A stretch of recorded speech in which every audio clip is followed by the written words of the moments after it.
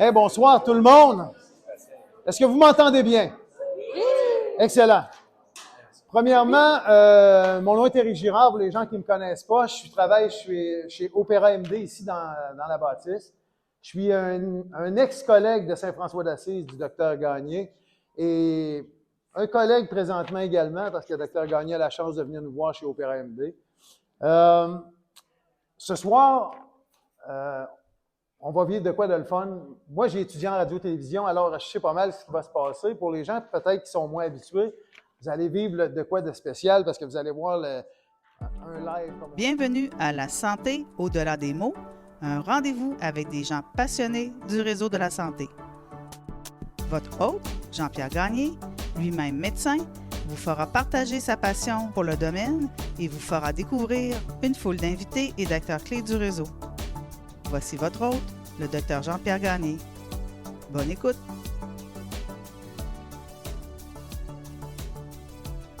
Le premier épisode du balado La santé au-delà des mots a été mis en ligne en juin 2021, il y a 2 ans, et l'aventure se poursuit.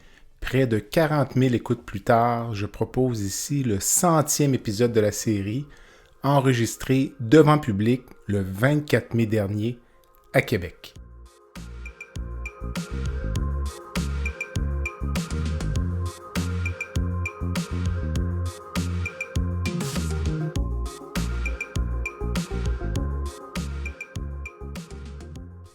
Nos partenaires pour l'événement étaient Liaison médicale, Groupe Conseil Beauchamp-Beaulieu Dessureau-Toupin associé à la financière Banque nationale Gestion de patrimoine, Opéra MD, la Société de chirurgie digestive de Québec et Fer et Velours.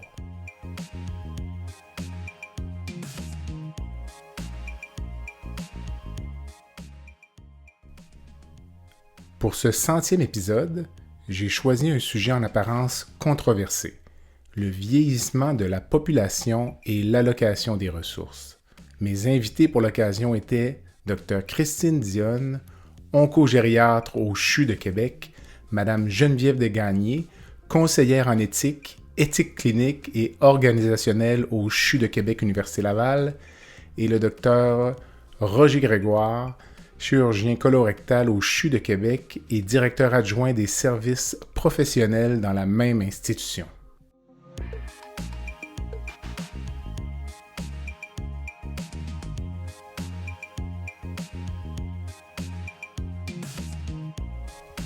L'entretien a été l'occasion de belles discussions et l'exercice d'un enregistrement devant public est à refaire avant longtemps.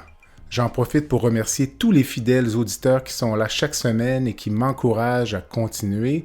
Je vous invite également à vous inscrire au site web du balado à www.baladosanté.ca, au BALADOSANTE.ca, et je lance encore une fois un appel aux commanditaires qui aimeraient s'associer au balado.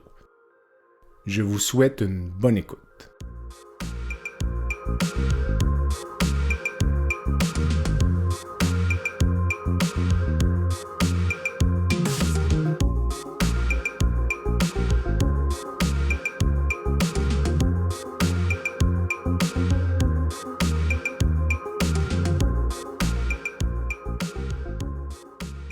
La raison pour laquelle je suis ici, c'est que moi-même, j'ai été touchée par un cancer colorectal il y a bientôt 5 ans pile. Puis j'ai été traitée par Dr Grégoire et en fait toute l'équipe médicale dans le CHU de Québec. Puis suite à ma maladie, en fait, j'ai parti ce fonds-là avec d'autres gens, Dr Letard, Dr Chénard-Poirier puis Dr Bernier. Puis en fait, on essaie de mettre un peu plus d'emphase sur ce cancer-là qui est encore pas méconnu, mais très tabou à discuter de plus en plus, puis qui touche pourtant tellement de gens. Donc, on travaille très, très fort dans le fond pour redonner à la communauté, faire des formations, faire un site web. Puis on organise, en fait, le 14 septembre prochain, un événement au Château Frontenac avec comme animateur Alexandre Barrette pour ramasser des fonds pour contribuer à l'achat d'un robot chirurgical. Donc, je vous invite à venir me voir à la pause, à la petite table là-bas, si vous voulez en apprendre davantage. Puis, je tiens vraiment à remercier Dr Gagné pour l'invitation, puis d'avoir remis encore une fois le focus sur le cancer colorectal. C'est tabou, il n'est pas sexy, mais il faut en parler parce qu'il touche beaucoup de gens. Fait que merci encore pour l'invitation, puis merci à tout le monde d'être là. C'est tellement important de parler de la santé, du bon comme le mauvais. Donc, merci encore, puis bon podcast!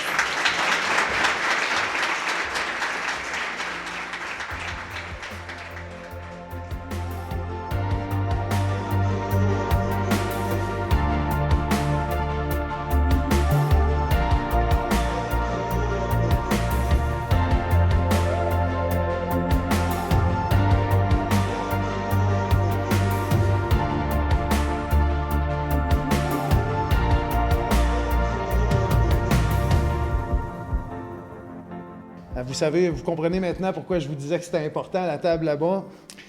On a 3 invités ce soir.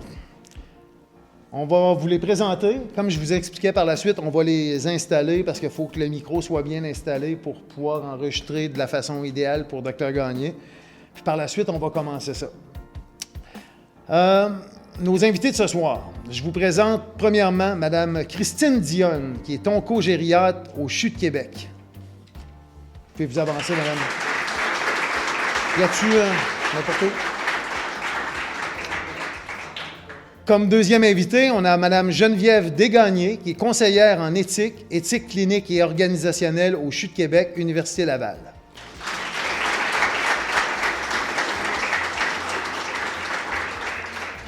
Comme dernier invité, ben oui, un ami de hockey, il ne prend jamais pour la bonne équipe, mais que voulez-vous? Dr Roger Grégoire.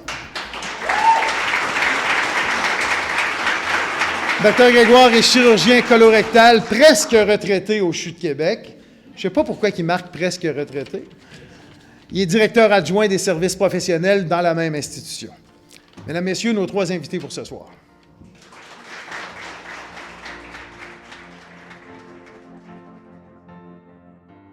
Est-ce que vous entendez bien partout? Le son est bon à l'arrière? J'ai une testeuse de son qui est presque dans le corridor qui me dit que ça marche. OK.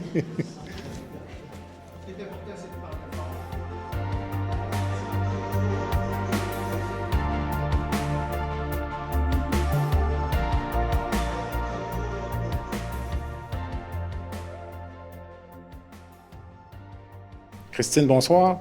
Bonsoir. Roger, bonsoir. Bonsoir. Geneviève, bonsoir. Bonsoir. Merci de vous prêter à l'exercice du balado La santé au-delà des mots. Aujourd'hui, c'est le 100e épisode et on n'a peut-être pas loin de... On n'a pas 100 personnes dans la salle, mais on a une belle assistance. Merci à tous d'être là. Donc, on pourra prendre les questions à la toute fin, si vous voulez, pour nos invités. Une petite pause, Éric en a parlé, donc puis on devrait avoir un beau moment ensemble. Christine, on va évacuer tout de suite l'éléphant dans la pièce. Est-ce que Roger Grégoire est une personne âgée? Je sentais venir cette question, Dr Grégoire, je me suis préparée. En fait, je pense que si on se fiait aux statistiques antérieures, on aurait possiblement dit que ça s'en venait.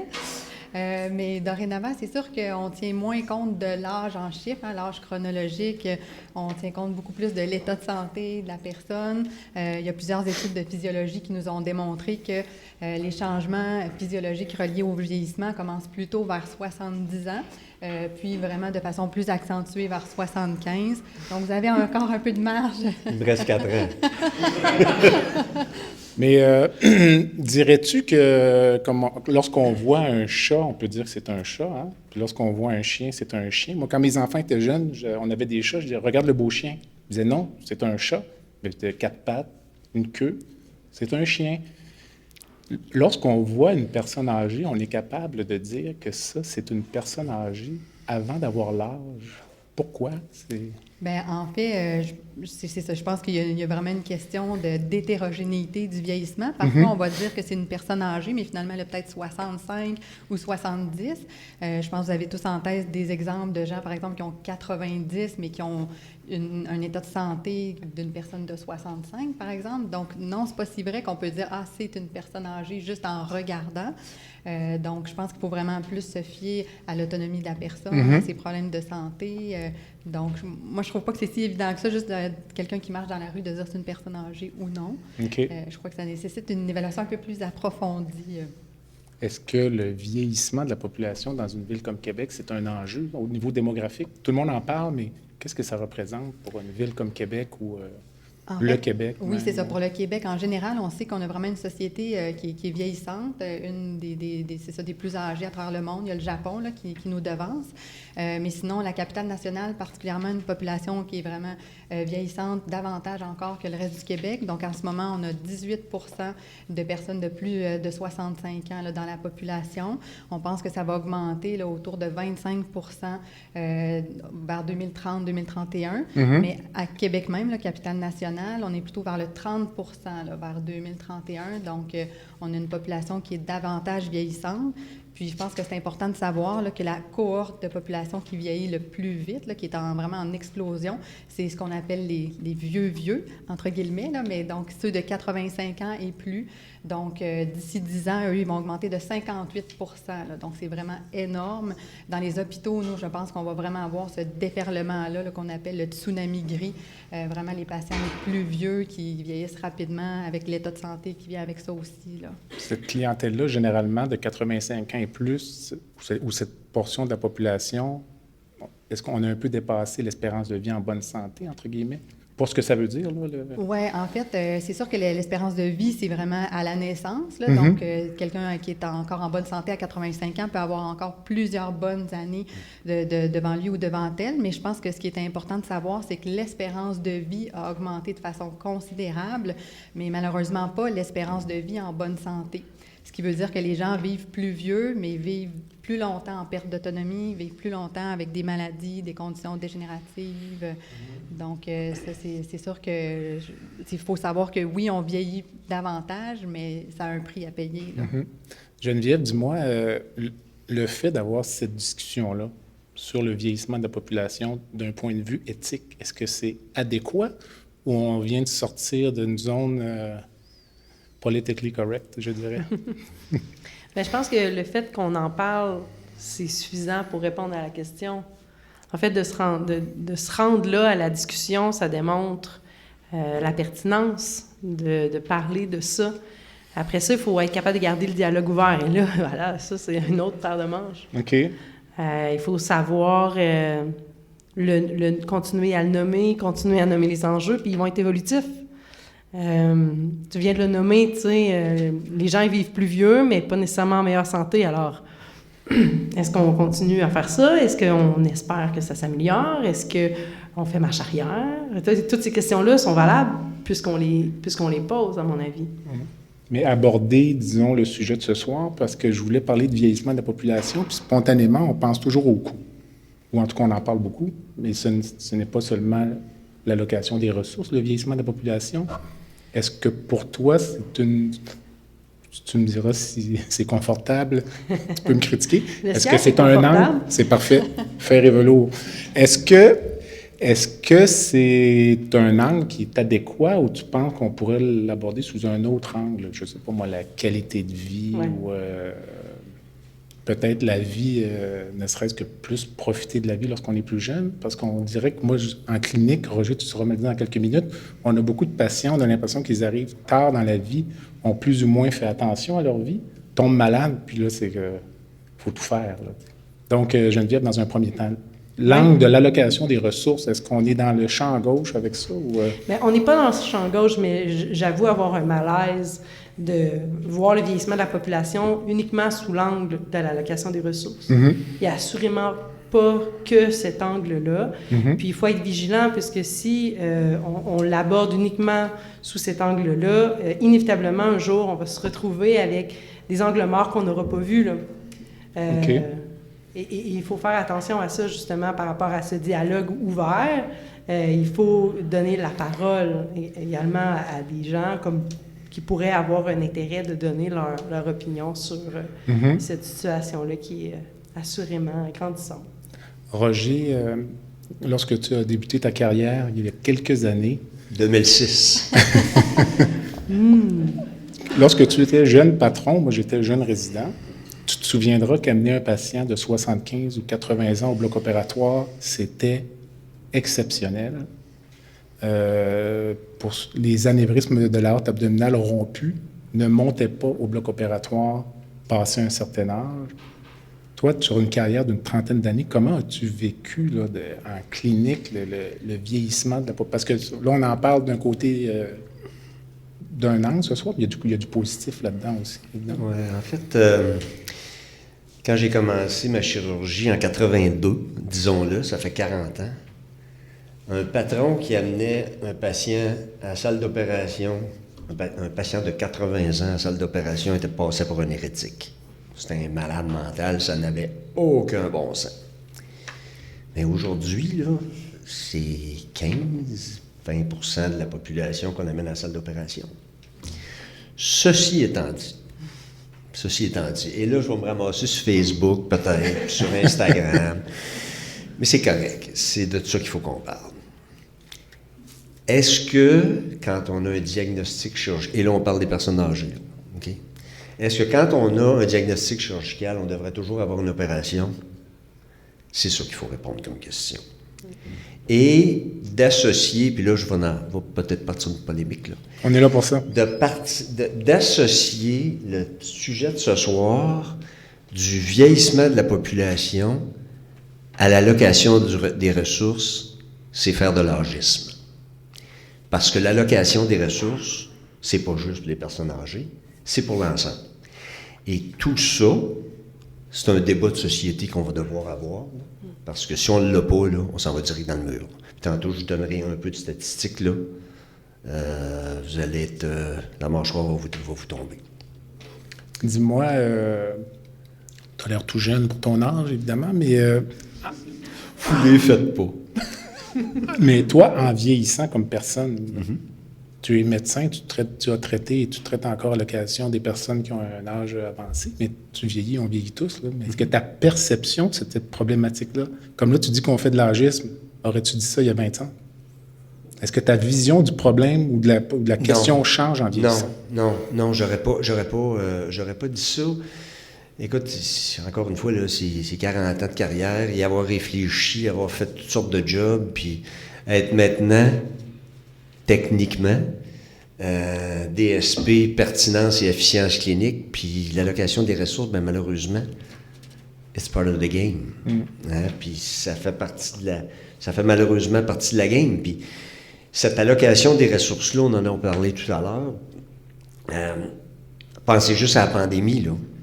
Quand la pandémie est arrivée, là, hein, ma directrice clientèle est en arrière, là, avec Jean-Pierre, on s'arrachait les cheveux à savoir qui on opérait puis qui on n'opérait pas. On a fait des choix parce qu'on n'avait pas le choix de faire ces choix-là. Quand on ressort de la pandémie, on a l'impression que ces choix-là, on n'a plus à les faire. On n'a plus à les faire. Ce qui est complètement faux. On a encore à les faire, mais dans un degré différent. Complètement différent. Mais... Si je peux me permettre, maintenant, tout à fait. avec... on doit les faire, mais avec les conséquences qui viennent avec, donc la C'est justification. Parce que la pandémie, elle en a pris large. Là. On avait simplement à dire « Ah, ben c'est à cause de la pandémie, c'est à cause de la pandémie. » Là, on n'a plus ça. Non. De dire c'est parce qu'on peut pas ou c'est parce qu'on choisit de ne pas aller là, on est ailleurs, là. Oui, non, c'est sûr. Puis ça, c'est un débat de société. Puis vous allez en être. Moi, j'y serai probablement pas. Vous êtes tous jeunes, pas moi. Moi, je fais partie des vieux, comme dirait Jean Hébert. Mais ce débat de société-là, on va devoir l'avoir. On n'aura pas le choix. Les coffres de l'État ne sont pas assez pleins pour qu'on ne les ait pas. Mais ça fait combien de temps? Pas juste pour les personnes âgées, là. Non. Puis là, je veux pas aller ailleurs, mais... Ouais. Mais ça fait combien de temps qu'on devrait l'avoir, ce débat-là? Depuis un bout. Ouais. Depuis un très long bout. Je peux vous donner des statistiques, là. Hier, je parlais avec... puis je veux pas changer ton programme. Non, mais de toute façon, je vais te couper au montage.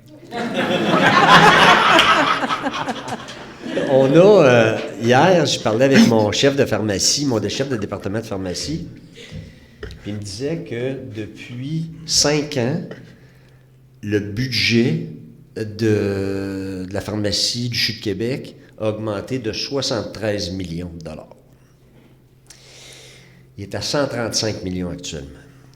Les 13 médicaments les plus chers représentent 57 millions à eux seuls. C'est l'équivalent des 2800 autres médicaments qu'on donne au CHU de Québec, qui sont à 59 millions. L'oncologie représente 56 %, soit 76 millions de dollars. Et ça continue, parce qu'il y en a toujours des nouveaux médicaments, puis naturellement, bien, ces médicaments-là, on n'a pas, malheureusement, de contrôle sur les prix qui nous sont, qu'on peut négocier avec les compagnies. Alors, je sais pas. Je n'ai pas la réponse, là. Je ne l'ai pas, là. Mais, c'est ça. Christine, trouves-tu que, comme réseau de la santé, on se prépare bien? Tu parlais d'un tsunami guéri. On en a déjà parlé dans une activité de l'Association québécoise de chirurgie il y a quelques mois. Puis le sentiment général, c'est qu'on ne se prépare pas. Donc, c'est comme si on ne voulait pas prendre de décision ou faire de choix, ce qui en soi est un choix, selon moi, là, de ne pas prendre de décision, c'est une décision. Hein? Donc, si on décide de laisser partir les enfants, pas de casque sur un vélo, c'est une décision. C'est pas qu'on n'a pas décidé. Là, donc, est-ce qu'on se prépare bien, peut-être en commande de gauche à droite, Christine? Honnêtement, non, je pense pas qu'on se prépare bien. Là. Je crois que poser la question, c'est y répondre. Je pense qu'en tant que clinicien, nous, déjà, les médecins, on n'est pas bien préparés à ça non plus. Là. Je pense qu'on a de la difficulté à discuter des orientations de soins et tout ça. On peut parler en termes, c'est ça, de société, les réflexions par rapport à l'allocation des ressources, mais même avant ça, juste dans notre bureau, nous, comment on soigne les gens, ça a beaucoup d'impact là, sur l'utilisation des ressources. Puis je pense que la population, en général, est mal préparée aussi à dire bien, qu'est-ce que je veux comme soin en fonction de mon âge, mais surtout en fonction de mon état de santé, de mon autonomie, des perspectives du vieillissement. Souvent, les gens disent qu'ils ne veulent pas aller au CHSLD, mais en même temps, ils font tout le parcours de soins pour y aller. Là. On étire vraiment la vie à tout prix, puis ensuite, on dit qu'on ne veut pas aller vivre la grande perte d'autonomie. Mm-hmm. Donc, je pense qu'en général, les différents pôles de la société ne sont pas bien préparés là, à ce tsunami-là. Comme on disait tout à l'heure, de ce déferlement de personnes âgées-là qui, malheureusement, ne seront pas en très bonne santé. Là. Donc, mm-hmm. Puis, comme on dit, là, actuellement, c'est le budget vraiment oncologique là, qui prend beaucoup de place. Les médicaments sont de moins en moins toxiques, donc de plus en plus offerts aussi à une clientèle plus âgée. Là. Donc, je pense que ça va être exponentiel, la croissance du budget onco. Là. Geneviève, ta vision, toi, de... Bien, tout d'abord, j'aimerais ça nommer cette idée de si on ne fait pas de choix, c'est un choix en soi. Mais es-tu d'accord? Ben, oui. Tu peux dire non? Oui et non, dans la mesure où les gens sont informés. Okay. C'est là, j'ai un malaise. Il y a des gens qui vont choisir de pas faire de choix, de laisser la situation statu quo. Mais en fait, c'est pas nécessairement volontaire. C'est que ça n'a pas été tant expliqué. Ou si ça a été expliqué, ça n'a peut-être pas été si compris. Mm-hmm. Et puis, ben là, j'ajouterais là-dessus l'auto-agisme, là. Il y a des gens qui vont aller dire « Ah, mais de toute façon, je suis trop vieux pour faire ça, on ne fait plus ça à mon âge » ou l'inverse. Et puis, au bout du compte, ben, ils ne font pas de choix, mais ça n'a pas été un choix de ne pas faire de choix. Bref, c'est un choix éclairé du pas-choix qui n'est pas éclairé. OK. Voulez-vous? Il y a une triple négation. Je suis contente pour ceux qui ont réussi à suivre. Félicitations, vous aurez une médaille. Non, mais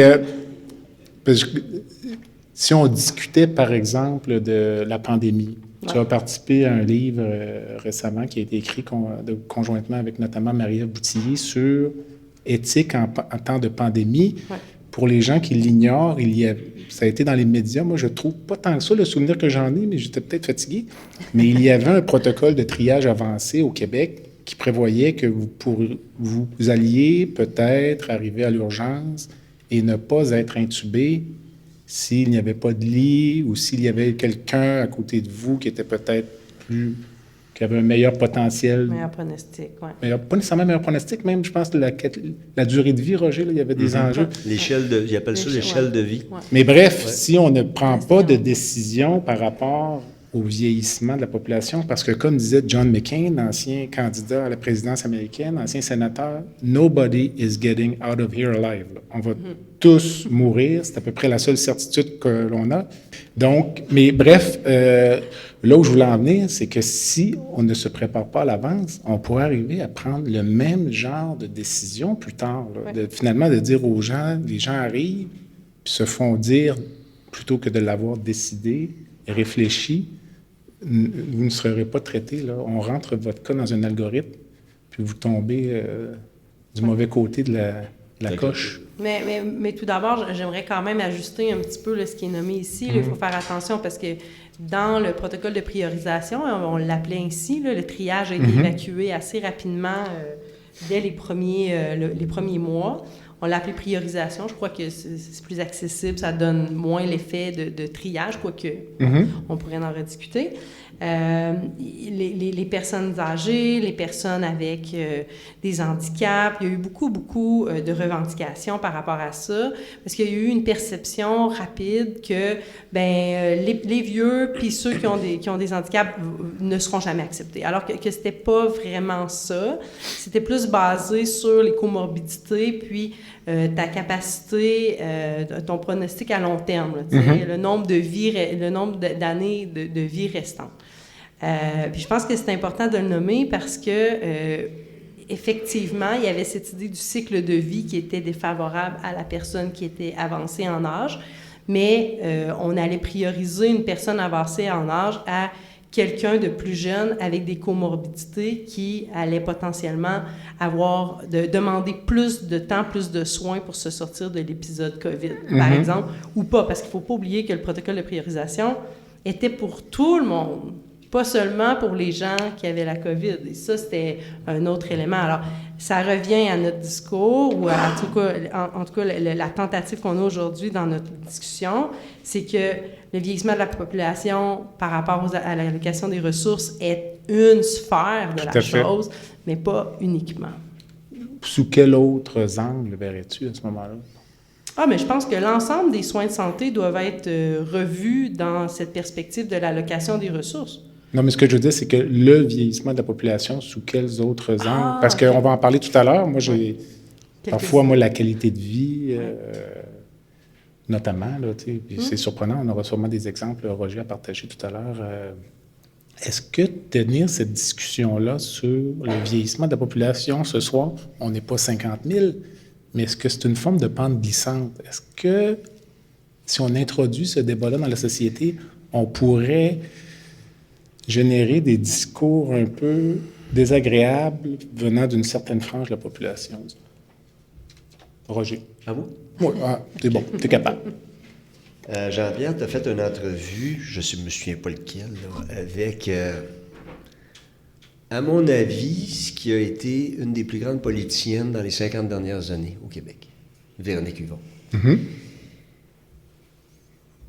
Quand on a commencé à parler de l'aide médicale à mourir, là, c'était ça, là. C'était pas tout le monde n'était pas favorable, là. C'était pas Ray, on est parti, là. Alors, c'était ce qu'on considérait comme une pente glissante. Ça ne sera pas la première pente glissante auquel on a à faire face. Je pense que on a réussi, de façon transpartisane, avec l'aide médicale à mourir, à avancer notre société, puis à regarder les soins de fin de vie en fonction du respect et de la dignité de la population des gens. Mais je pense qu'il faut faire la même chose ici. Et encore une fois, ce qu'on enlève à un, on le donne à l'autre. C'est comme ça, là.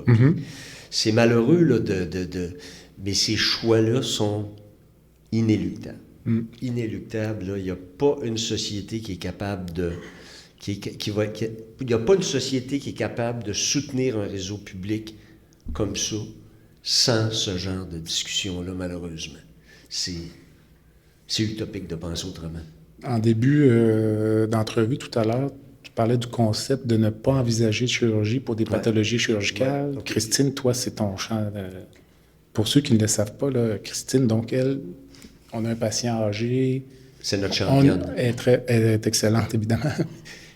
Si on a, par exemple, un patient d'un âge avancé, 85 ans, on est incertain face à son état cognitif, son pronostic de vie, son espérance de vie en bonne santé, on rentre ça dans la machine d'onco-gériatrie de l'hôpital Saint-Sacrement, puis c'est une évaluation qui est vraiment à 360 degrés, puis on arrive avec des résultats vraiment extraordinaires, là. Parfois, tu renverses complètement les idées préconçues.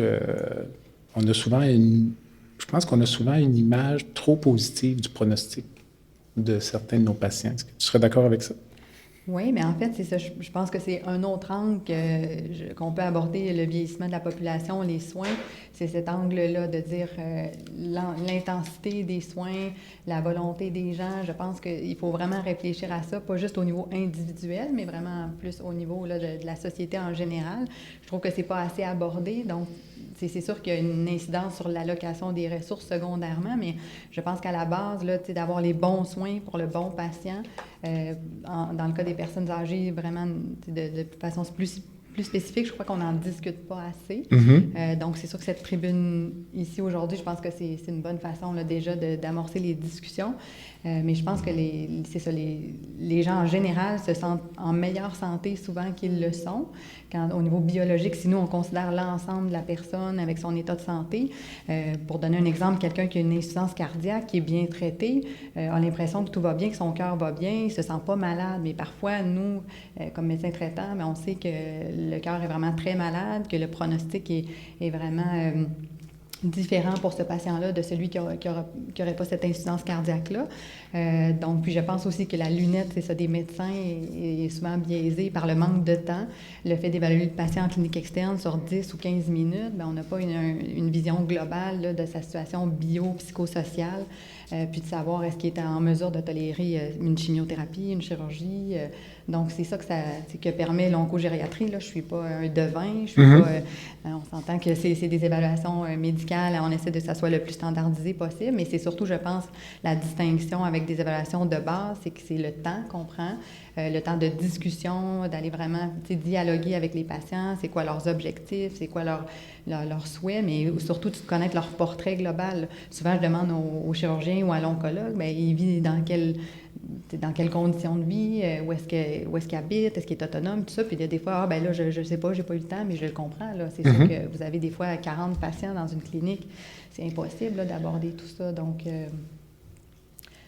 Roger, tu allais dire quelque chose?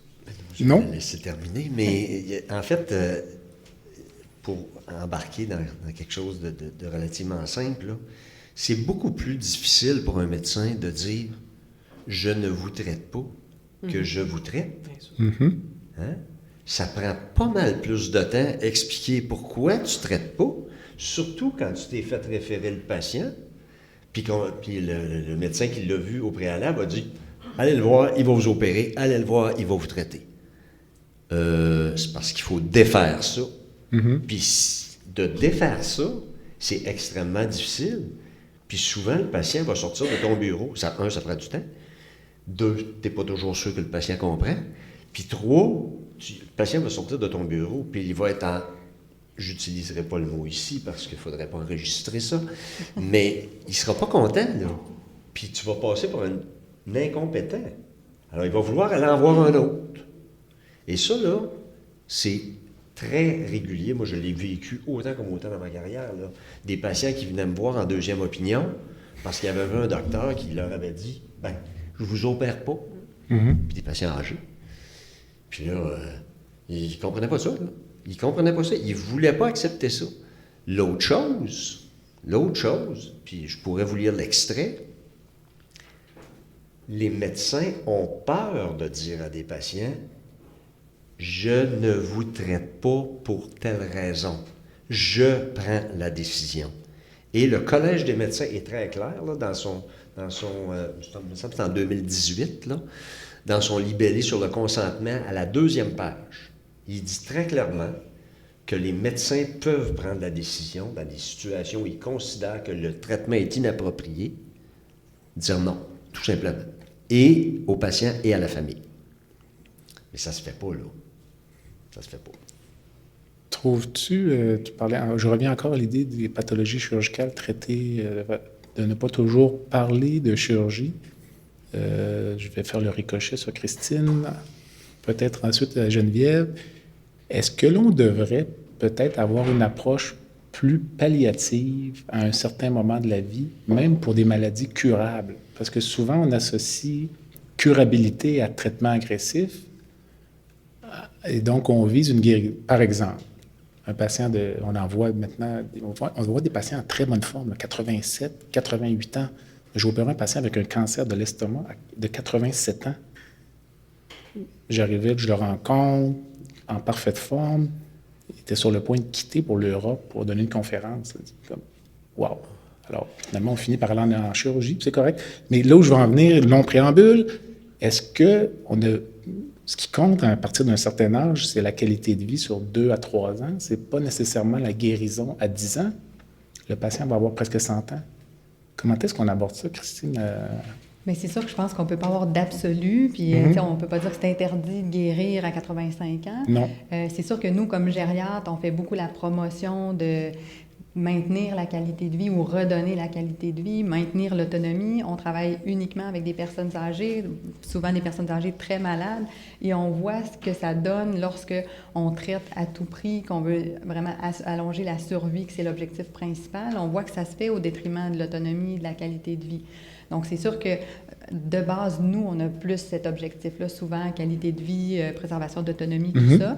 Mais ensuite, pour le patient, ça se peut que ces objectifs soient différents. Donc, je pense que c'est vraiment dans la discussion. Puis souvent, on déboulonne les mythes. Là. Moi, ça arrive souvent que le patient arrive dans mon bureau puis il me dit « Moi, je veux retourner à la maison. Fait que là, je veux être opéré parce que je veux retourner à la maison. » Mais lorsque, finalement, on tourne les choses différemment, ce qu'on se rend compte, c'est que s'il est opéré, bien, il ne retournera pas à la maison avec une quasi-certitude. Là. Donc, à ce moment-là, ben juste en discutant, des fois, ça vient de soi. Je n'ai pas imposé une décision, mais ça prend du temps. Comme vous disiez, Dr Grégoire, on ne peut pas se dire que ça va se faire en 5 minutes sur le coin du bureau. Moi, je dirais que c'est... Bon, peut-être qu'il va y avoir des patients qui vont m'écrire des insultes, des plaintes, mais je pense que c'est une minorité des gens qui sortent du bureau, qui sont vraiment fâchés, qui ne sont pas contents, qu'on a dit une décision avec laquelle ils n'étaient pas d'accord. Habituellement, en discutant, quand on explique bien c'est quoi les enjeux, quand on leur dit, bien, c'est presque sûr que vous allez perdre de l'autonomie, vous ne serez pas capable de retourner à la maison, vous allez avoir besoin d'aide pour faire votre toilette, vous habiller. Souvent, les gens disent, bien non, c'est pas ça que je veux.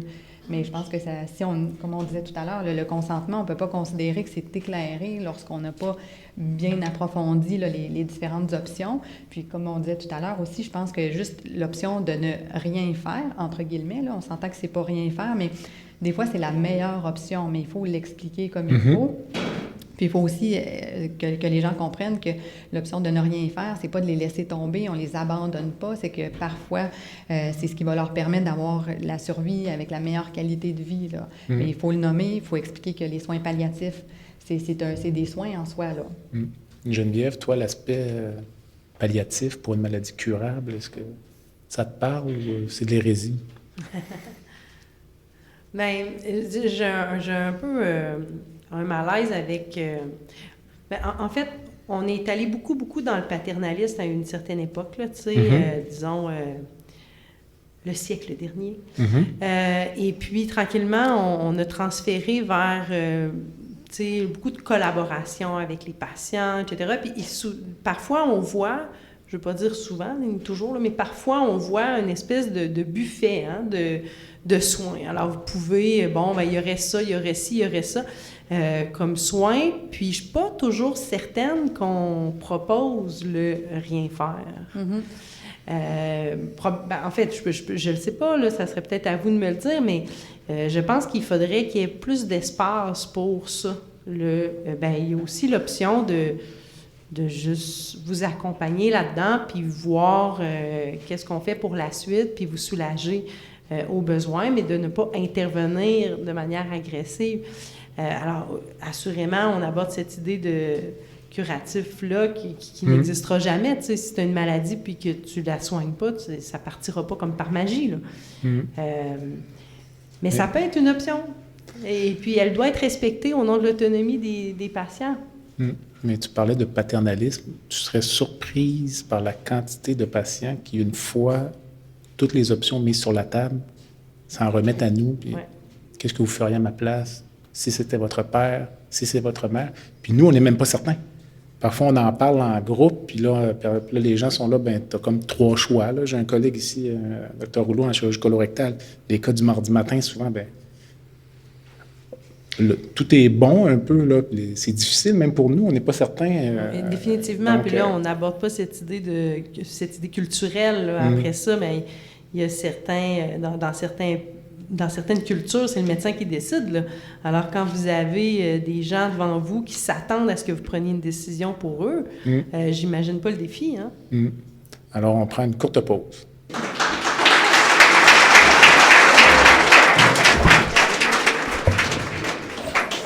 Le podcast La santé au-delà des mots est une présentation du groupe conseil Beauchamp, Beaulieu, Dessureau, Toupin de la financière Banque nationale Gestion de patrimoine.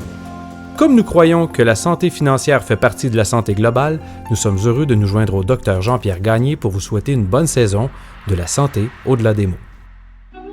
Tu veux lancer ton propre podcast mais tu ne sais pas comment t'y prendre? Pas de problème. Mouton Marketing peut t'accompagner de la conception au lancement. Envoie ton idée de podcast à bonjour@gomouton.com, bonjour@gomouton.com. L'univers du podcast t'attend.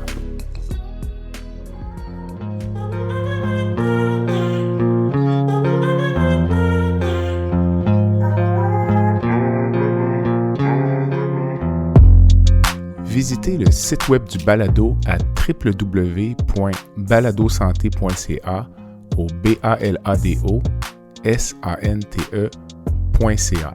Visitez également notre page Facebook, envoyez-moi des commentaires, des suggestions d'invités et abonnez-vous au balado sur la plateforme de votre choix.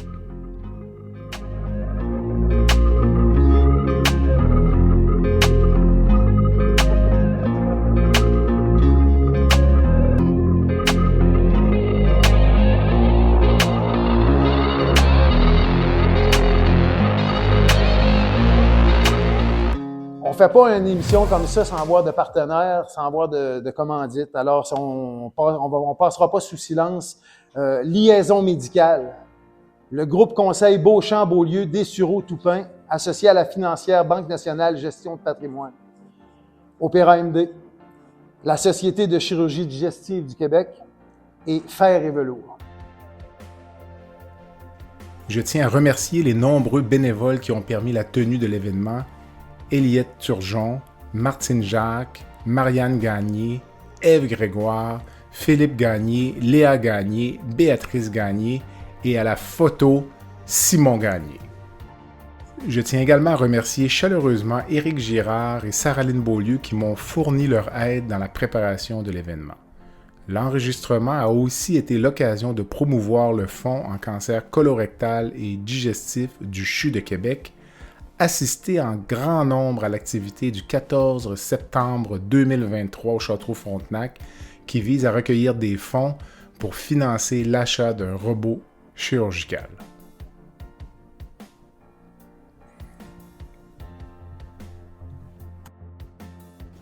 Christine, comment les patients âgés, encore une fois, en étant conscients que la définition d'une personne âgée peut être variable, comment abordent-ils la maladie, règle générale? Est-ce qu'on pourrait, mettons, faire des grandes catégories? Exact. J'allais dire, je pense que c'est difficile de faire une règle générale. Je pense que comme le vieillissement est très hétérogène, le type de réaction face à la maladie, aborder les traitements, c'est également très hétérogène. Donc, autant on a des gens qui arrivent dans notre bureau qui savent vraiment ce qu'ils veulent et surtout ce qu'ils ne veulent pas. Des fois, le chirurgien ou l'oncologue, mettons, m'envoie le patient, puis lui arrive dans mon bureau. De toute façon, je veux pas de traitement, je n'en veux pas, puis la décision est déjà prise. Mais autant il y a des gens à l'opposé qui n'ont jamais réfléchi au vieillissement, à la maladie, à la perte d'autonomie. Donc, je trouve que c'est ça. On a vraiment toute une pléiade là, de situations, de réactions face à la maladie. Je ne pourrais pas dire qu'en général, les personnes âgées réagissent de telle façon. Là. Je trouve que ça serait difficile de faire généraliser. des grandes catégories, là, oui. Roger, toi, ton expérience au fil du temps, on parlait tout à l'heure de l'accroissement du registre de patients que l'on pouvait traiter. Là. Avant, c'était beaucoup plus simple avant. Là. On disait il y avait vraiment des coupures d'âge. Là. À un certain âge, une certaine pathologie, on ne sortait pas de l'urgence. C'est très clair. Donc, avec le temps, comment as-tu vu? On n'avait pas toutes les options thérapeutiques aussi. Tu sais, de la chimiothérapie, là, dans le temps, en cancer du côlon, là, c'était du 5FU. Là, ça arrêtait là. Mais à ce temps, il y a toutes sortes de modalités. La radiothérapie n'était pas dans le game. Aujourd'hui, c'est dans le game. Tu sais, tu peux traiter des patients avec une pathologie qui était une pathologie initialement chirurgicale puis qui devient une pathologie médicale. Tu sais, je veux dire, regardons juste là, le cancer du sein. Hein? Le cancer du sein, avant, là, c'était l'asile. C'était la mastectomie radicale modifiée avec le sein parti, l'aisselle, etc. Aujourd'hui, c'est une biopsie puis c'est de la chimio. Alors, puis là, ben, pour la personne âgée, il faut voir qu'est-ce que cette chimio-là va impliquer. Parce que des fois, la chimiothérapie, c'est pire que l'opération. Là. Puis pas mal pire que l'opération. Puis ça laisse des séquelles aussi. Alors, tu sais, ça fait toute partie de la dynamique qu'on a. Puis malheureusement, on a, puis je le dis en toute candeur, les docteurs sont mal formés pour ça. En tout cas, les chirurgiens sont mal formés pour ça. Ils sont mal formés pour faire ce que Christine fait. Ils sont mal formés pour être capables d'informer adéquatement le patient. Puis c'est pas parce que les gens veulent pas faire un consentement éclairé, là. C'est pas ça, là. C'est juste qu'ils sont pas capables de faire la globalité, le biopsychosocial, là, que Christine va faire. Puis pourtant, c'est tellement important dans la décision du patient. Geneviève, comment juger lorsque l'on a un patient devant nous? On parle des patients âgés aujourd'hui, mais ça pourrait être une autre clientèle, du point de vue éthique, de ce qui est raisonnable et de ce qui ne l'est pas. Je réfléchissais, mais en fait, j'avais une autre question avant. Dans le pire des cas, tu vas être coupé au montage. Je vais être coupé au montage. Non, mais ma question, ça serait, est-ce qu'il y a des gens que vous voyez arriver dans votre bureau qui n'ont comme pas pris conscience que son corps vieillissait, que là, il se ramasse devant, une maladie, et là, il n'est pas outillé, il n'a pas dormi là-dessus. Là. C'est comme si on y apprenait aujourd'hui, bien, monsieur, vous êtes rendu, madame, vous êtes rendu à 86 ans, puis là, vous avez telle maladie, et là, ils n'ont pas pensé à la maladie, ils n'ont pas pensé à la perte d'autonomie, ils n'ont parfois pas abordé la mort. Et là, ça, à mon avis, ça devient un enjeu sociétal. On sort de la médecine, là. On vient de se replonger dans notre univers social qu'on a choisi, plus ou moins, mais bon, on est là-dedans, et la mort n'est pas beaucoup abordée, globalement, là. Hein? Alors, c'est pas surprenant d'avoir ces individus-là dans vos cabinets qui disent « Oh, mais qu'est-ce que je fais? » Mais c'est très clair qu'il y a des patients que tu les vois rentrer. Ah, ouais. Tu les vois rentrer, puis tu sais que tu les traiteras pas. Le patient arrive, puis là, elle c'est l'experte, là, puis comme je dis, moi, j'avais une confiance absolue, là. Des fois, c'est grâce à elle qu'on prenait les bonnes décisions, là, parce que les gens veulent, tu sais... Pas des fois, tout le temps. Tout le temps. Les gens veulent qu'on les traite. Mais tu sais, le patient arrive, là, puis pour dire quelque chose, là, il y a un cancer du côlon, il n'est pas vraiment symptomatique, il est un petit peu anémique, puis là, il arrive poussé par sa femme dans un fauteuil roulant, ça fait 2 ans qu'il ne marche pas, puis il n'est pas capable d'embarquer sur la table d'examen. Oh! Ça part très mal. Ça part très mal. Parce que le patient en post-op, là, si tu veux qu'il sorte, là, il va toujours bien falloir qu'il soit capable de marcher puis de bouger un peu. Alors, tu sais, c'est le genre de situation, on les voit, là. Mm-hmm.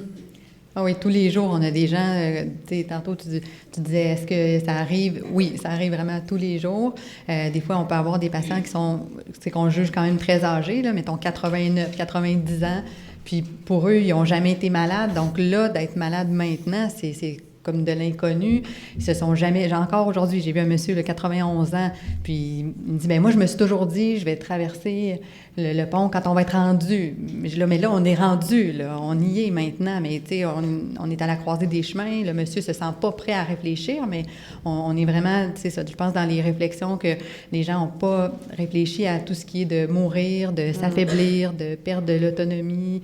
C'est comme vraiment tabou, là, dans la société. Donc, si on met ça en dessous de la couverte, là, quand on est confronté, mais c'est abrupt, là. Et là, on revient à ce fameux chirurgien qui doit faire le travail d'éducation, là. Et t'as 10 minutes. Gère-le comme tu veux, ça rentre pas, là. Dans l'allocation des ressources, il y a aussi ça, là, avoir des gens autour de ces patients-là pour les mettre à niveau, là, pour que le chirurgien puisse faire sa job de scalpel, finalement, là, tu sais. Mais c'est pas ça que je veux... Ça ne revient pas qu'à ça, j'en suis très consciente. Puis vous avez une part de responsabilité aussi, mais informer les gens, puis là, ça revient à cette idée-là. Les gens, ils disent « Non, je veux rien faire. » Sont-ils réellement informés? Ou « Oui, je veux tout faire. » Sont-ils réellement informés et conscients de leur état? Christine, tu parlais de l'attitude des gens, là, est-ce que c'est parce que c'est tabou ou ce n'est tout simplement pas discuté ou amené dans l'espace public? Bien, les deux, je dirais, je pense quand même qu'il y a une part de tabou. Tu sais, c'est vraiment pas glamour. Tantôt, on parlait du cancer du côlon, c'est pas glamour, mais c'est pas non plus très glamour de parler de ce que c'est le vieillissement, la perte d'autonomie, de dire qu'on n'est pas rapide, qu'on est moins compétent qu'avant. On est beaucoup dans une société de performance. Il faut avoir des rendements et tout ça. Mais la personne âgée, on n'est pas dans ce type d'objectif-là. Donc, on n'en parle pas beaucoup, je trouve, dans l'espace public. On ne parle pas beaucoup de la mort. On dirait que c'est vraiment, auparavant, une conception qui appartenait surtout à la religion. Là, on dirait qu'il n'y a pas de vision commune qui a remplacé la religion là, qui perd du terrain dans l'espace public. Donc, on dirait que personne ne parle trop de ça, là, la mort, puis combien de fois, quand les patients sont hospitalisés, on veut discuter du niveau de soins, puis ça n'a jamais été discuté. Là, je demande aux patients, à leur famille, est-ce que vous en avez discuté avec vos proches, avec votre médecin de famille? Puis, ben non, mais tu sais, quand on a 90 ans, pour moi, c'est presque une hérésie qu'on n'ait jamais réfléchi à ça, qu'on ne se soit jamais questionné sur nos volontés. Est-ce qu'on veut vivre à tout prix jusqu'à 100 ans, quitte à, être plus du tout autonome, qu'on n'a jamais un peu jonglé avec ces idées-là? Là, peut-être moi, je suis vraiment biaisée, je travaille juste avec des personnes âgées, juste avec des personnes âgées malades, là, donc moi, j'en parle à toute ma famille, là, je veux vraiment que les gens réfléchissent à ça. J'ai un neveu de 4 ans qui a déjà une bouche.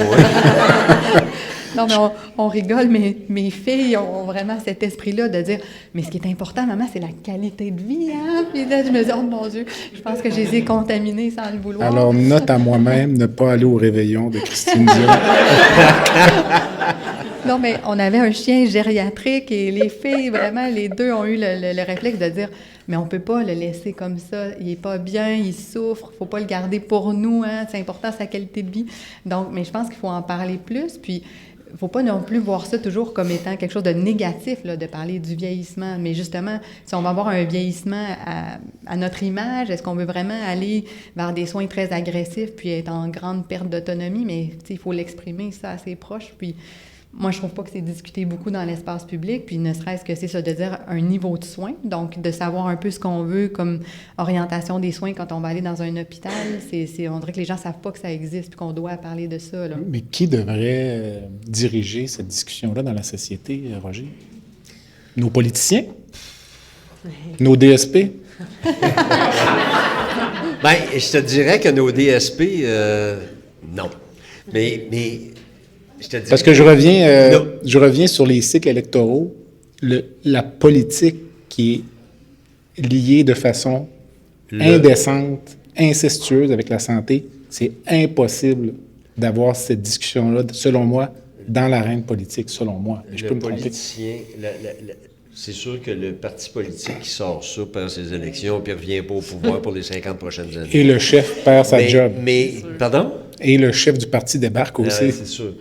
Sauf que j'espère honnêtement C'est quand même politique, là, pour avoir cette discussion-là. Là. Puis je référais tout à l'heure à l'aide médicale à mourir.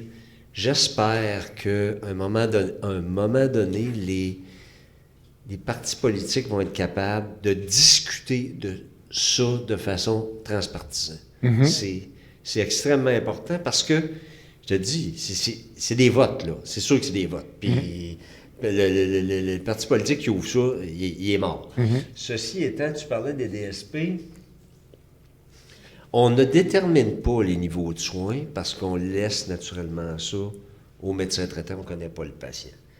Mais on nous appelle, oui, des fois, pour nous dire, qu'est-ce qu'on fait avec tel patient? Est-ce qu'on devrait aller là? Puis est-ce qu'on devrait pas aller là? Puis les questions éthiques, là, on en a, là, ça fait partie de la job de DSP, là. Puis on se réfère à Geneviève ou au contentieux. Mais tu sais, on n'a pas la réponse. Puis moi, j'ai pas la science infuse, là. J'ai jamais fait de cours là-dedans, là. Tu sais, je le fais en essayant de me servir de mon jugement s'il m'en reste un peu à l'âge de 66 ans. Une question pour l'un de vous qui voudra prendre la balle au bon. Est-ce que la vision de la vie que l'on a change, évidemment, en vieillissant? Notre vision de la santé aussi? Est-ce que tu parlais tout à l'heure de maturité, est-ce que c'est normal ou même souhaitable? Parce que dans les faits, lorsque l'on voit une personne âgée en parfaite santé qui fait encore des projets d'avenir puis qui se projette dans 20 ou 25 ans, est-ce que c'est mature ou est-ce que c'est... Je vais prendre cette question-là étant l'aîné sur cette scène. Vas-y, mon cher. T'approches de la mort quand t'as plus de projet. Puis ça, je te dirais, c'est quel que soit l'âge. Même le patient de 85 ans qui espère aller en Floride avec sa femme pour passer un autre hiver en Floride, il y a un projet. Puis moi, dans mon cas, je vais être vieux quand je vais frapper la balle en bas de 250 verges. Mais pour le reste, pour l'instant, je suis encore correct. Christine, sur la même question. Excusez. Je viens de la déstabiliser. J'ai une image mentale, là. On va prendre une deuxième pause. Mais en fait, oui, je pense que ça serait souhaitable là, que les gens aient quand même une perspective un peu différente, là, puis que c'est souvent pas le cas. Est-ce que c'est de l'immaturité? J'aurais pas nécessairement appelé ça comme ça, mais peut-être c'est ça, comme on disait, un manque d'éducation, un manque de discussion. Puis, je sais que c'est pas nécessairement des discussions qui sont toujours plaisantes, donc je parle pas de ça à Noël, là, mais je pense que ça doit quand même se discuter davantage dans les foyers. Est-ce qu'ensuite, une fois que est-ce que ça doit vraiment venir du politique? Peut-être pas, mais si les citoyens sont mieux informés, qu'ils en discutent, ensuite, est-ce qu'on devrait relayer aux médecins de famille de dire, on en a discuté, on pense telle chose, est-ce que vous pensez que ça a du bon sens, tout ça? Je pense pas qu'il faut remettre tout là, dans les mains du médecin de famille là, qui en ont largement, ça par-dessus la tête, mais aussi que beaucoup de patients n'ont pas de médecin de famille, mais c'est ça, je sais pas qui peut être le chef d'orchestre là, par rapport à l'orientation des soins au niveau de soins, mais je pense que clairement, faut que ça soit une discussion qui soit plus fluide, puis qui soit plus fréquente. Oui, mais c'est un peu l'acceptation de... C'est facile à dire à mon jeune âge, mais l'acceptation de où on est rendu dans la vie, puis dans les étapes de vie aussi, tu sais, prenons un parallèle, tu sais, on est enfant, on va à l'école, il y a un processus de vie là-dedans, on est léger, on pense à demain ou à ce soir, puis on est inquiet pour est-ce que je vais réussir à lancer le ballon. On est là-dedans, tout notre corps est là-dedans, et puis on rentre dans le jeu. Et en vieillissant, on dirait que le jeu il est peut-être un peu moins glorieux, disons, mais on en est là quand même. Et je pense que le corps change, l'esprit aussi. Et puis les étapes de vie nous amènent à voir les choses différemment. Et puis souvent, en tout cas, moi j'ai l'impression qu'on oublie de donner un espace narratif à nos citoyens, aux usagers, aux patients, pardon, pour qu'ils nous racontent d'où ils viennent. Et puis parfois, on se rend compte, en les laissant parler, qu'effectivement, ils n'ont plus de projet. Puis que pour eux, vivent, ça n'a plus de sens et puis ils veulent pas aller plus loin dans leurs soins, alors que le médecin se dit, oui, mais c'est curatif, on peut continuer, etc. Et la même chose à l'inverse. La personne qui raconte son histoire et puis elle a toujours eu des projets, puis elle en a encore, puis elle a encore un bon score au golf, elle veut poursuivre, etc. Et là, elle dit, mais j'aimerais ça qu'on essaie tel traitement ou tel soin pour la maladie que j'ai, etc. Et là, je trouve qu'on rentre dans cette fameuse discussion collaborative, prise de décision collaborative entre un médecin puis son patient dans un univers qu'on reconnaît l'histoire du patient. Je tiendrais à souligner que Roger a parlé de longueur de son coup de départ, pas de score. Parce que... Puis on n'a pas parlé du putting non plus. Alors, vous verrez mon incompétence au golf. J'aurais peut-être besoin d'un petit cours. Et ça pourrait être cool. Je reviens sur ce que tu viens de dire par rapport à accompagner le patient dans la décision des patients qui ne veulent pas de soins. Moi, je te dirais qu'en pratique, actuellement, c'est exceptionnel de devoir convaincre un patient de se faire traiter. C'est très, très rare aujourd'hui.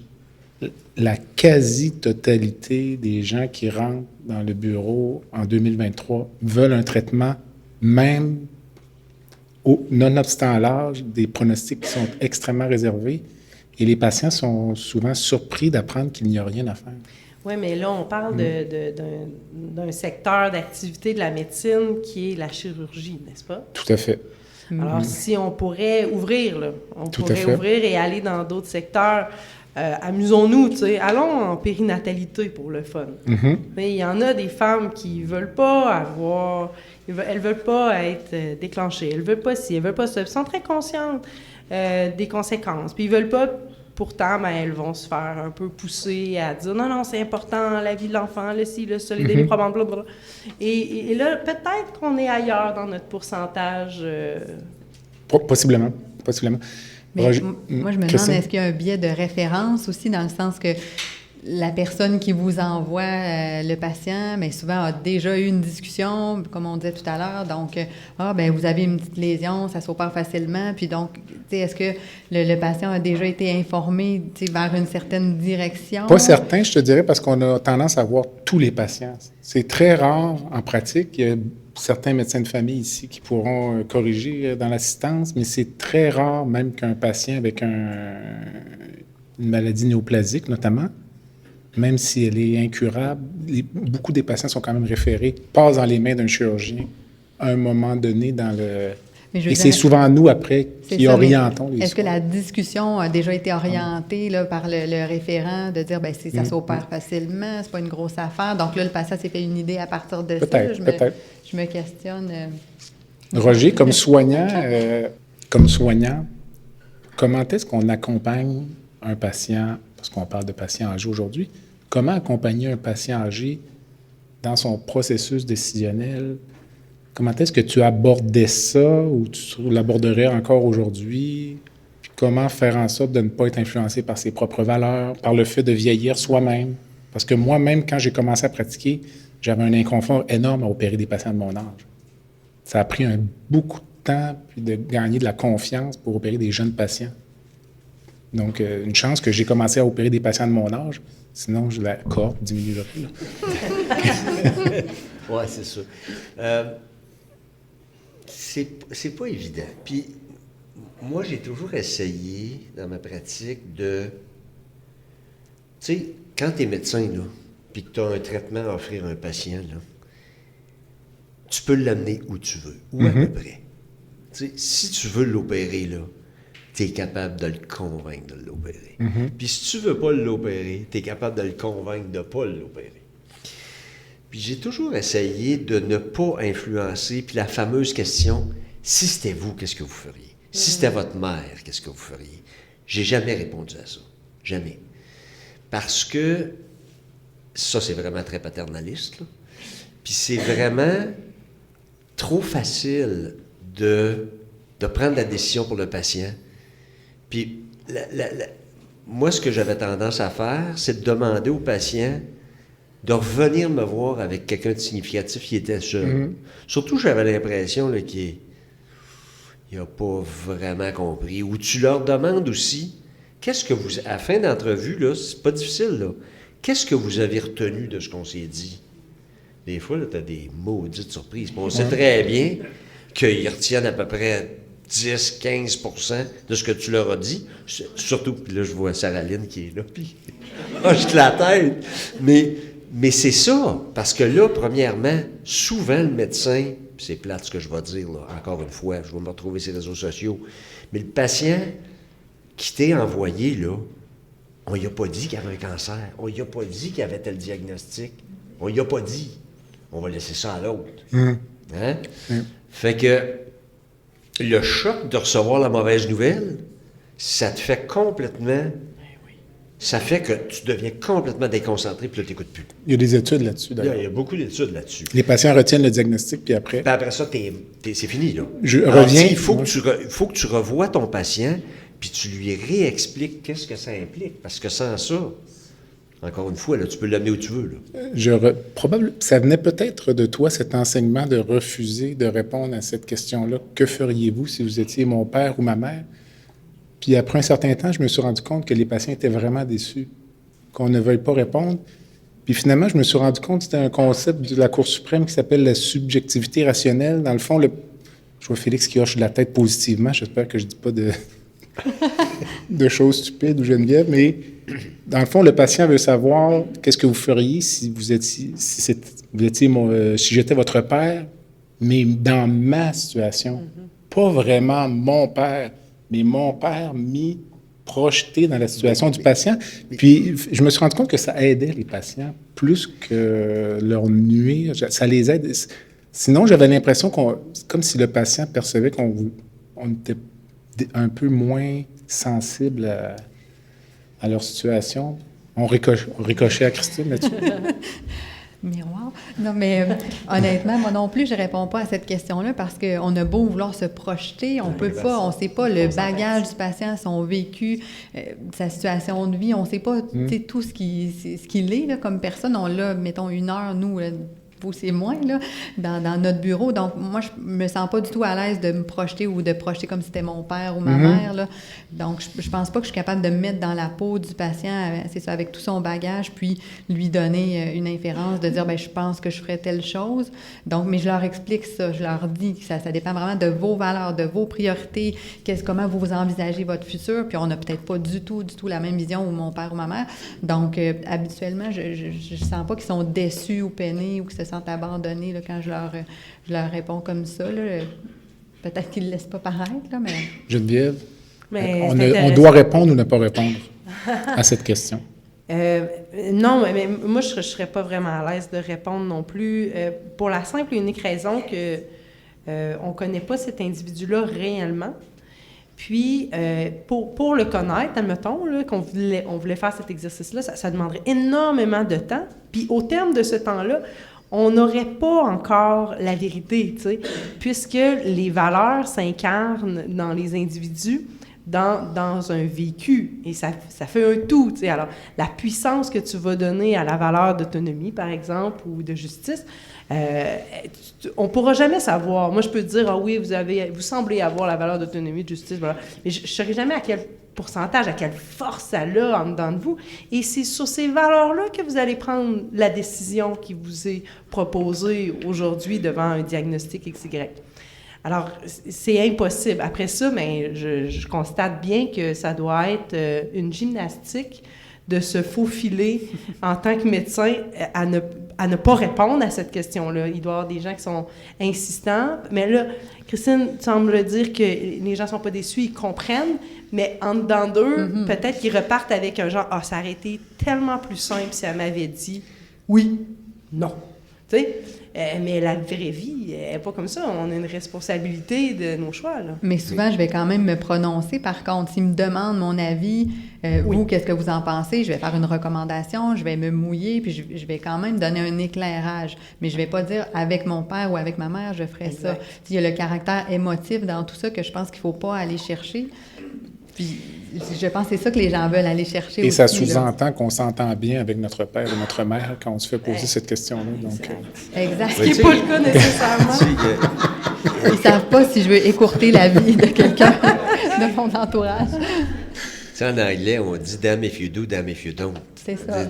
Si tu influences un patient puis tu l'entraînes vers vers un traitement, quel qu'il soit, là, puis que ça va mal, il va dire « si vous ne m'aviez pas dit de faire ça, je ne l'aurais pas fait ». mais je dirais que quand même, cette question-là, généralement, ne vient pas au début de l'entrevue. Non, là. mais Ça vient à la fin. Il reste que c'est très, très, très dangereux d'embarquer là-dedans.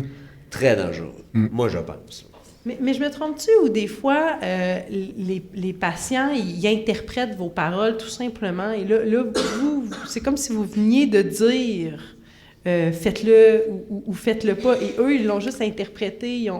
Puis, dans le fond, vous ne vouliez pas vous mouiller, là. Vous étiez dans un objectif d'éclairage, justement, de tenter une prise de décision par le patient de manière éclairée. Et là, il s'agit juste de nommer un petit peu de laisser paraître votre couleur, et puis eux, ils prennent ça comme une réponse. C'est pour ça que c'est important de demander aux patients qu'est-ce que vous avez retenu de ce que je vous ai dit. Puis l'autre question à poser, c'est quoi qui est important pour vous? Hein? C'est quoi qui est important pour le patient? C'est sa qualité de vie ou c'est de vivre le plus longtemps possible pour voir ses petits-enfants? Je sais pas. Les valeurs. C'est ça. On revient là. Discuter d'allocation des ressources, Christine, dans un contexte comme celui de ce soir, est-ce qu'il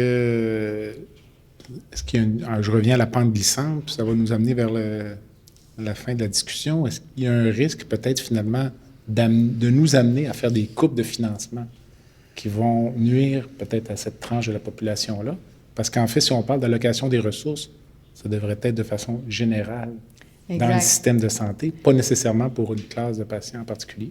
C'est ça, en fonction du principe de justice distributive. Je pense que la coupe dans les ressources doit être faite à tous les niveaux, là, finalement, que ça ne soit pas une question d'âge. Là, comme on disait, si on discute que de l'allocation des ressources en fonction de l'âge, bien, on fait preuve d'agisme, c'est clair. Donc, je pense qu'il faut que ça soit de façon plus globale. On en parlait tout à l'heure, entre autres, des budgets en oncologie. Donc, ça, je pense que de façon sociétale, il faut qu'on décide. L'allocation des ressources, ça va aller jusqu'où, puis que ça ne soit pas seulement pour la clientèle gériatrique. Là. Clairement, nous, c'est difficile dans le quotidien quand on est dans notre bureau. Là, il y a des nouveaux traitements, par exemple, pour certains types de cancers hématologiques où on sait que c'est 500 000 $ le traitement. Mais moi, quand j'ai le patient dans mon bureau, j'ai pas cet argument-là pour dire, bien, je crois pas qu'on doit donner ce traitement-là parce que c'est trop cher, c'est une personne âgée. Moi, je peux pas me prononcer sur le coût pour un patient donné, mais éventuellement, il va falloir qu'on en tienne compte, nous, là, comme en termes là, de système de santé, comme on dit, les DSP et tout ça, c'est clair qu'on ne pourra pas donner des traitements à 500 000 $ à tout le monde à l'hôpital, là, clairement. Mais c'est sûr qu'effectivement, la pente est glissante de dire qu'on en parle parce que les gens sont âgés. Là. Je pense qu'il ne faut pas qu'il y ait une dérive et que ça soit de façon plus globale. Geneviève? Je suis entièrement d'accord. L'idée d'associer l'allocation des ressources au vieillissement de la population, c'est dangereux, puisque la médicalisation, dans son ensemble, au-delà du vieillissement de la population, est, à mon avis, questionnable, ou elle devrait être questionnée. On devrait se poser des questions davantage sur l'ensemble des soins que nous proposons en tant que système de la santé, pas seulement pour les personnes âgées. Mais le système dans lequel on vit fait que lorsqu'un traitement est disponible, on l'offre. Ouais. Ça devrait-tu rester? Comment on sort de cette impasse-là? Il faut réfléchir à ça à nouveau. Est-ce qu'on continue de faire ça?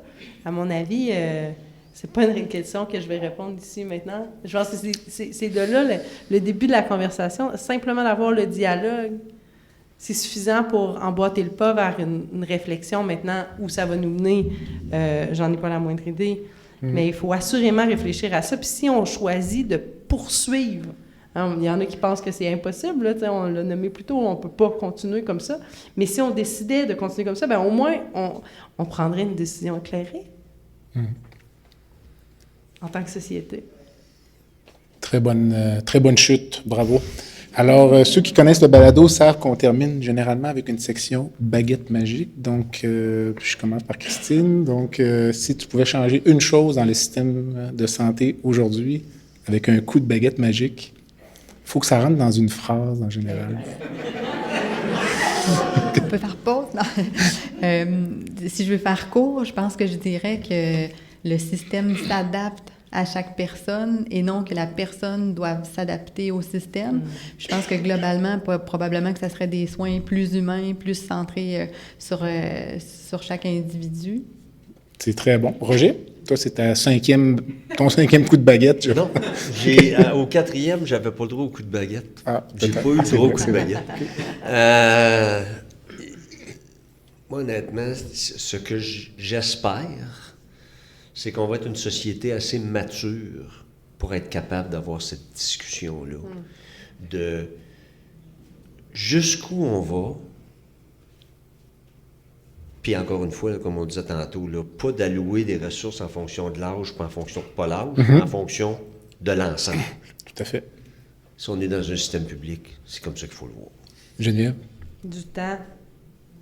On n'a plus de temps. C'est ça, j'offrirais au système de la santé, du temps pour être avec les gens. Ça revient un peu à ce que tu dis, Christine, tu sais, de humaniser les soins, prendre le temps de pouvoir discuter puis connaître les valeurs des patients qu'on a devant nous pour avoir un sentiment, tu sais, en tant que professionnel, un sentiment d'efficacité, mais de pertinence aussi, d'avoir pris des décisions avec eux. Christine, si tu pouvais rencontrer une personne dans le monde, qu'elle soit vivante ou décédée. Eh là là! Ça va avoir l'air cliché, là, mais honnêtement, je dirais une de mes deux grand-mères. Là, les deux sont décédées, puis vraiment à l'opposé, là, une de l'autre. Là, une avec des troubles cognitifs qui est décédée finalement de sa maladie cognitive. Puis l'autre, au contraire, là, vraiment aucun trouble cognitif, là, tellement allumé jusqu'à la fin de ses jours. Mais j'aurais de la misère à dire avec laquelle, mais pour voir un peu justement là, ce vécu-là vers la fin de vie, puis... d'avoir toute l'expérience, l'enrichissement de leur vécu, tout ça, sans tablette, sans électronique, là, je pense que ça serait très, très enrichissant. Roger? Moi, j'avais déjà dit il y a 3 personnes que j'avais demandé dans les balados antérieurs. La reine Élisabeth, à cause de la longueur de son règne. Ruth Bader Ginsburg, l'ancienne juge de la Cour suprême américaine qui avait défendu Roe contre Wade. Et l'autre, c'est Winston Churchill. Là, tu me poses la question, puis je vais probablement aller dans le sport. Puis mon collègue Legault l'avait déjà choisi, puis probablement que je le choisirais aussi, c'est Jack Nicklaus. Jack Nicklaus, c'est probablement le plus grand joueur de golf overall de toute l'histoire du golf. Puis j'aimerais ça avoir une petite talk avec. Je pensais qu'il fallait que ça ait un lien avec le balado, là. C'est un balado sur le golf, je suis désolé. Geneviève? Là, le fait que vous avez vraiment ouvert à des univers que je ne m'attendais pas, je suis mêlée, je suis complètement mêlée. Moi, je vais être opportuniste. Alors, j'aimerais ça te rencontrer à un autre moment, entre les murs du CHU, Dr. Grégoire, pour pouvoir réfléchir à des prises de décision que vous avez plus souvent que vous le pensez, qui ont une saveur éthique, pour potentiellement vous amener à réfléchir différemment. Je suis convaincue que le service d'éthique aurait un avantage à être plus proche de la DSP du CHU de Québec. Puis c'est pas le cas présentement, c'est des graines. Et puis c'est ça que j'aimerais ça. Oui, c'est ça que j'aimerais. Ça, c'est bon pour son ego, parce qu'il devient maintenant... Moi, je pense que c'est bon pour ma job aussi. Alors, Christine, un mot de la fin ou tout a été dit? Non, je pense que tout a été pas mal dit, mais je pense juste parler. Il faut vraiment parler du vieillissement, pas hésiter, puis des fois, justement, les gens me demandent pourquoi je suis en gériatrie. C'est pas glamour, le cancer encore moins, mais je pense que c'est vraiment primordial. Donc, parlez avec vos proches. Roger? Ben écoute, moi je trouve ça le fun, là, c'est mon 5e. Mais devant le public, c'est encore plus le fun, honnêtement. Puis j'imagine que les gens qui sont ici, ben bon, ils ont un intérêt, là, pas rien que de nous entendre dire des niaiseries, mais ils sont intéressés par le sujet. Puis j'espère qu'on a réussi à soit vous donner de l'information ou soit à vous voir comment on prend des décisions qui, des fois, peuvent apparaître complètement délirantes. Mm-hmm. Geneviève, tu as vraiment le mot de la fin. C'est de la pression. Tu sais, au tout début du podcast, j'ai clairement nommé l'importance d'ouvrir le dialogue. Et puis, je pense que d'initier ce genre d'activité-là, ça permet justement de démocratiser certaines discussions qu'on peut avoir dans nos familles, qu'on peut avoir avec nos amis, qu'on peut avoir aussi au travail. Et puis, ça permet une ouverture sur la réflexion sur le monde de demain. Alors, voilà, merci de m'avoir invité. Alors, Christine, Roger, Geneviève, merci beaucoup. Merci.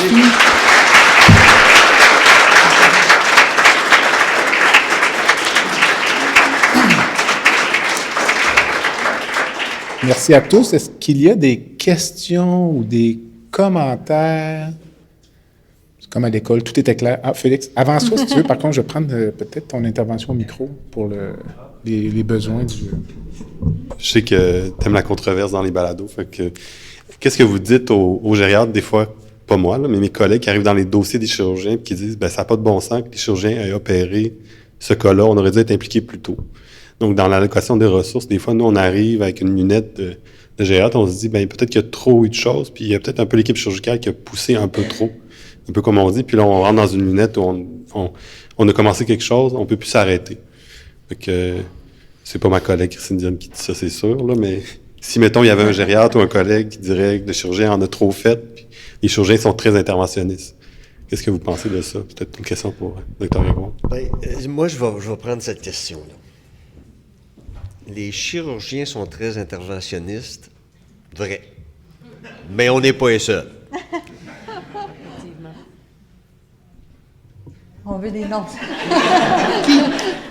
On parlait de chimiothérapie tout à l'heure, là. Alors, ceci étant dit, l'interventionnisme, ça existe dans tous les secteurs de la médecine. Allez-vous à l'hôpital Laval en cardiologie, là? C'est scary. C'est la même chose en pneumologie, c'est la même chose dans toutes les spécialités où, à cause de la maladie, la mort peut arriver. Alors, je pense que oui, une fois que tu as mis la main dans le tordeur, là, des fois, le bras va y passer au complet. Puis c'est important, je pense que ça passe par l'éducation, ça. Je pense que ça, là, ce que vous mentionnez, ça passe par l'éducation en résidence en médecine familiale, mais en résidence dans toutes les spécialités. Comment évaluer un patient pour être capable de dire non, je fais rien, ou non, à un moment donné, j'arrête. Je parlais tout à l'heure avec Christine, puis je disais que moi, quand j'étais un vrai docteur, parce que là, je suis un administrateur, puis j'avais des patients que j'envoyais aux soins intensifs. C'était rare que j'envoyais des patients aux soins intensifs parce que tous mes patients allaient bien. Puis quand ceux que j'envoyais aux soins intensifs, c'est des patients qui arrivaient déjà très malades. Mais sérieusement, là, j'en envoyais très peu. Les patients qui allaient aux soins intensifs, surtout quand ils étaient plus âgés, puis qui étaient comorbides, puis tout ça, je mettais une limite avec la famille, tout de suite en partant. On le traite, vous voulez qu'on le traite, on est d'accord. On l'amène aux soins intensifs. Dans 72, 96 heures, s'il n'y a pas eu d'amélioration, on se rassoit, puis on rejase. Puis si on ne fait pas ça, là, la spirale, là, moi je me souviens d'une patiente en chirurgie vasculaire qu'on avait envoyée en autopsie à peu près à toutes les 2 semaines parce qu'on enlevait un petit bout, un autre petit bout, puis ça a fini qu'elle a été 6 mois aux soins intensifs. Alors qu'elle aurait probablement dû décédés dans la première semaine. Excellent. Alors, écoutez, c'est vraiment la fin, 19h30. Merci beaucoup.